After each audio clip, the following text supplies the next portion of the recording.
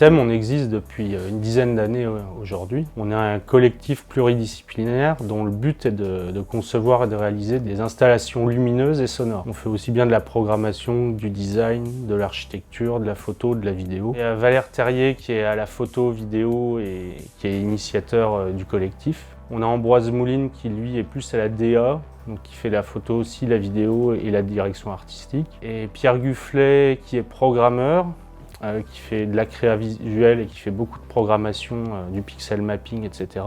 Moi je suis architecte, donc je suis plutôt en amont du projet, je dessine le projet et les autres le font fonctionner.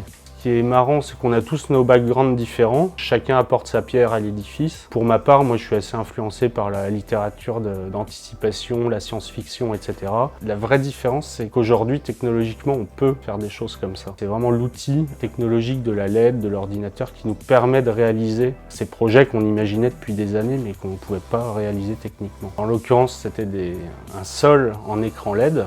Donc bien sûr qui est protégé avec un vitrage qu'on puisse marcher dessus, mais surtout l'avancée c'était le tracking en temps réel sur les joueurs qui avaient un capteur. Ça c'est très récent de pouvoir traquer aussi, de manière aussi précise des joueurs. Nous notre idée de base chez Visual System, on a une identité forte et abstraite. Et à la base c'était la rencontre de la vidéo et de l'architecture. C'était un peu éclater le support 2D qu'on voit partout, écran plat et compagnie, dans l'espace. Toutes ces vidéos qu'on voit dans les planétariums, etc., souvent ça montre des choses figuratives, on est sous la mer, Donc ça nous inspire un peu technologiquement, mais pas dans le fond, parce que notre recherche, elle est vraiment sur l'émotion et l'abstraction. On veut provoquer l'émotion par des choses abstraites. Ça, on touche aussi bien les enfants que les adultes, on touche tout le monde. Et on n'impose pas une vision des choses, on veut juste faire naître l'émotion et chacun interprète ce qu'il voit, ce qu'il ressent à sa propre manière. C'est à l'Atomium, on a un très large public. En gros, les gens qui visitent le bâtiment, visitent notre expo,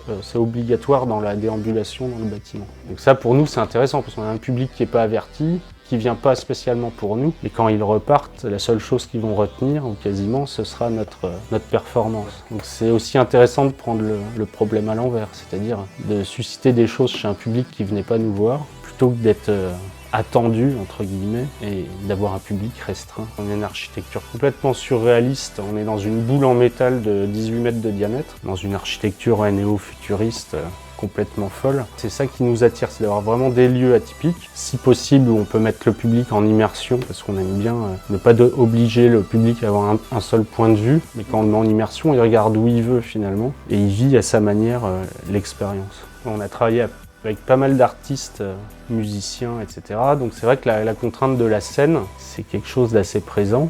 Le plus marquant, ce qui est marrant, c'est qu'on a fait pour Mathieu Chédid un objet un peu de l'ordre de la goodies, c'est ses lunettes. Et maintenant, c'est devenu sa signature et il la met tout le temps. Donc ce qui est intéressant dans cet exemple, c'est que même un objet de 15 cm de long peut créer une identité. Depuis 2 ans, on travaille aussi des tableaux lumineux. Eux déjà sont pérennes, c'est-à-dire on peut les voir et les revoir, alors que les installations monumentales, elles durent un temps et après elles sont démontées. On commence à faire des installations pérennes, mais la pérennité et l'électronique, c'est très compliqué. De plus en plus, on peut faire intervenir le public. Il n'est pas qu'un rôle d'être passif, mais il devient actif. C'est-à-dire sans public, l'œuvre ne vit plus. Avec public, elle vit et elle vivra jamais 2 fois de la même manière. Donc tout ça, c'est des choses assez intéressantes en termes de temporalité, de rendu, etc. D'une manière collégiale, on est tous d'accord que c'est notre dernier projet à l'Atomium, le Circular de Journée, qui est le projet le plus abouti. Aussi bien en termes sur le plan de la forme et du fond. On a vraiment un travail pluridisciplinaire complet. On travaille avec un écrivain qui nous a écrit une nouvelle. Cette nouvelle, donc de la littérature qui nous sert à dessiner la forme, le texte qui sert à composer la musique. En gros, tout s'enchevêtre parfaitement. Et une fois de plus, dans ce cadre de l'Atomium, on est tous unanimes pour dire que plus de 100 projets réalisés, c'est celui qui est à Bruxelles en ce moment, c'est le plus significatif, représentatif et le plus réussi.